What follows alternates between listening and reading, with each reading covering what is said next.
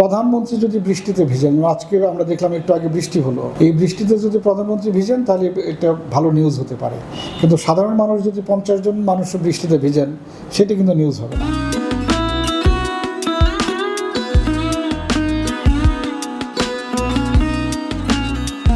News এবং কন্টেন্টের সাথে বড় পার্থক্য হলো যে সকল কন্টেন্ট নিউজ হবে না। এর কারণ হচ্ছে সেই কন্টেন্টগুলি শুধু নিউজ হবে যেখানে নিউজের এলিমেন্ট থাকবে, নিউজের ভ্যালুজ থাকবে।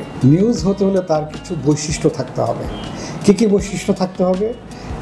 যেই বিষয়টি জনগুরুত্বপূর্ণ, নতুন এবং যে বিষয়টি সমাজে একটি বড় ধরনের প্রভাব রাখার মতো গুরুত্ব রয়েছে, এই বিষয়গুলোকে আমরা নিউজ বলি। যে বিষয় নিয়ে মানুষ জানতে চায়, বুঝতে চায়, এই বিষয়গুলোকে নিউজ হিসেবে আমরা ট্রিট করি।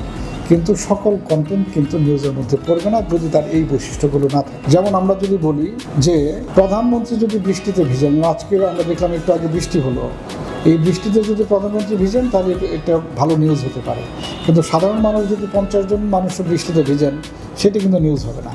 কারণ সুখ্যাতি নিউজ হওয়ার একটি অন্যতম অনুষঙ্গ। একইভাবে আমরা দেখছি যে নিউজ তখনই হবে যদি মানুষের উপর, সমাজের উপর তার একটি প্রভাব থাকে, বিষয়টি নতুন এবং এর মধ্যে অভিনবত্ব আছে, নিউজের ভ্যালু আছে, জনগুরুত্ব রয়েছে, আগ্রহ তৈরি করবে, এমন বিষয় নিউজ হবে।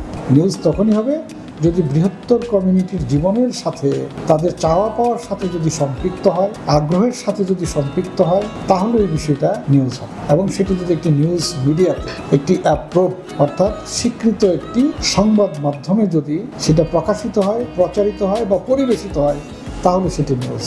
আর বাকি সোশ্যাল মিডিয়া বা ডিজিটাল মিডিয়াতে নিউজ বা কিছু লিখলে বা দিলে বা উপস্থাপন করলে সেটা নিউজ হবে না।